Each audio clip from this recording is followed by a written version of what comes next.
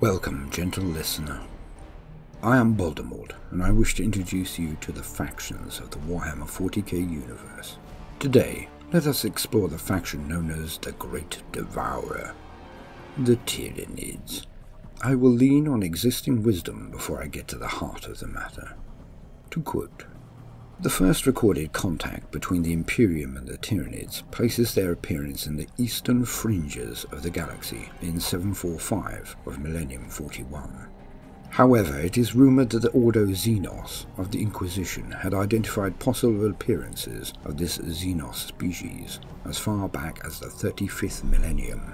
The Tyranids are an extra-dimensional composite species of hideous Xenos that is actually a spacefaring ecosystem comprised of innumerable different bioforms which are all variations on the same genetic theme.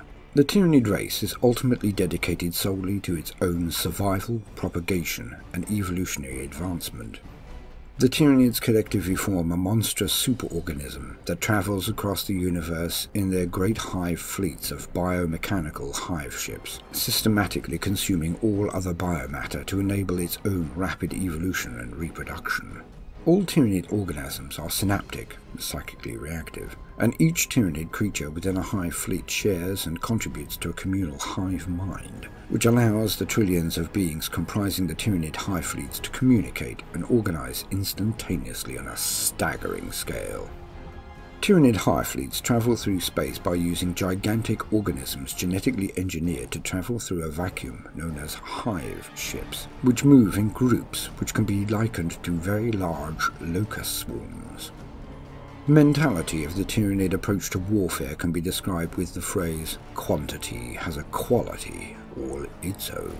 From the lowly Ripper to the deadly hive tyrant and beyond, the signature of the Tyranid species is that they overwhelm their foes with sheer numbers, reproducing massive numbers of highly virulent organisms in record time from the biochemical soup that they derive from the biospheres of the worlds that they consume. The components of a Tyranid hive fleet travel almost exclusively in large groups known as swarms that possess specialized biochemical creatures for destroying and consuming a wide variety of prey life forms. Tyranids have evolved sophisticated methods for facilitating genetic transfer across species boundaries. As a result, a significant goal of any Tyranid invasion is acquisition of useful new biological traits from other life forms. These are used by the hive mind to enhance the Tyranid's effectiveness in consuming new worlds to gain more of the necessary organic material for further reproduction.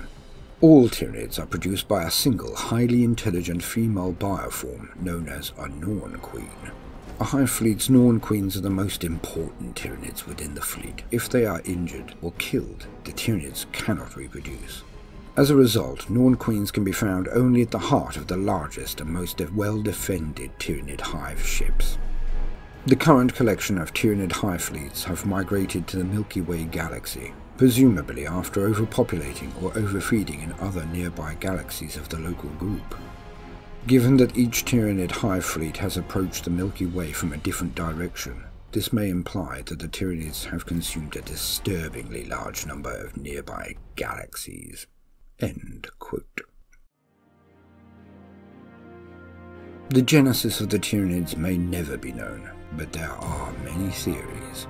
Some say they are a last weapon forged by the Old Ones to scour this galaxy so they can start anew. Some say they are a weapon of vengeance, sent to do to the Necrons what they did to the Old Ones, wipe them out. Some say they are fleeing another greater horror in their own galaxy of origin. Some say they were launched at our galaxy, and some say the Pharos beacon, or the light of the Astronomicon, attracted them like the lights of an inn to a hungry and sodden traveller. But the bitter truth is that none of this matters. They are, and they are here. They will not stop, because they cannot. And what would a human say to the hive if communication were even possible? Spare us. Pass us by. What do you want? The answers that can only be imagined may be very simple. We hunger. For us to live, you must die. For you to live, we must die. We choose life. What do you want? To live. But why fear our advent? We are like the rising and setting of the sun, like the wind in the trees, like the movements of the seas. We are. The reason for life is the procreation and spreading of genes. What better way to be immortalized than to become part of the hive? We do not merely consume, we add the very best traits of our feasts to our own, to the hive. Your genes would be with us forever, your reason to live, satisfied for all time. We are.